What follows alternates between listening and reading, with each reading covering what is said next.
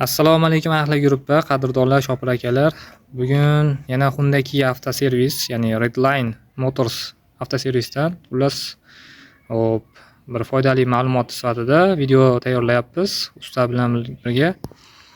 Xo'p, bugun Kia Carnival haqida ozgina ma'lumot beramiz va oldingi videolardan kommentariyalarda qoldirilgan savollar bor, shularga javob yozamiz xudo xolasa. Qisqacha xullas foydali bo'ladi degan umiddaman. Xo'p, birinchi o'rinda usta, mana sizga savol, juda ko'p murojaatlar tushdi. Kia Carnival. Xo'p, telefon qilishyapti shoplar, Kia Carnival bor menda. Xo'p,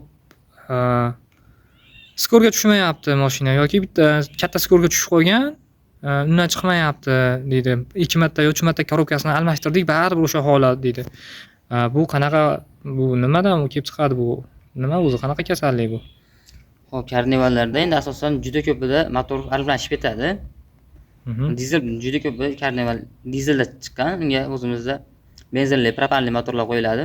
Endi motor almashgandan keyin, endi bar ma'lum miqdorda yurgandan keyin kompyuteri avariyaning rejimiga tushib qolishi mumkin, programmasi.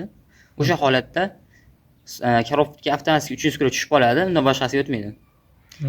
Avariyaning rejimiga tushib qoladi, programmadan chiqarish kerak buni. Asosan shu. U o'sha kompyuterdan endi. Kompyuterdan avariyaning rejimiga tushib qoladi korobka. 300 ga tushadi, 300 ga boshqaga almashmaydi.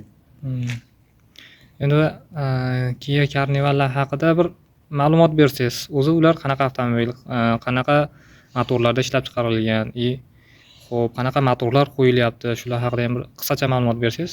Xo'p, endi hozirgi kunda endi 2006-2010-yillar ham juda ko'p.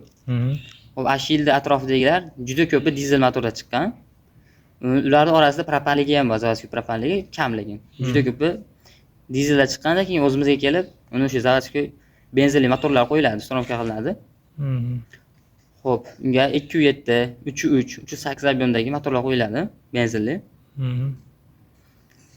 Xo'p.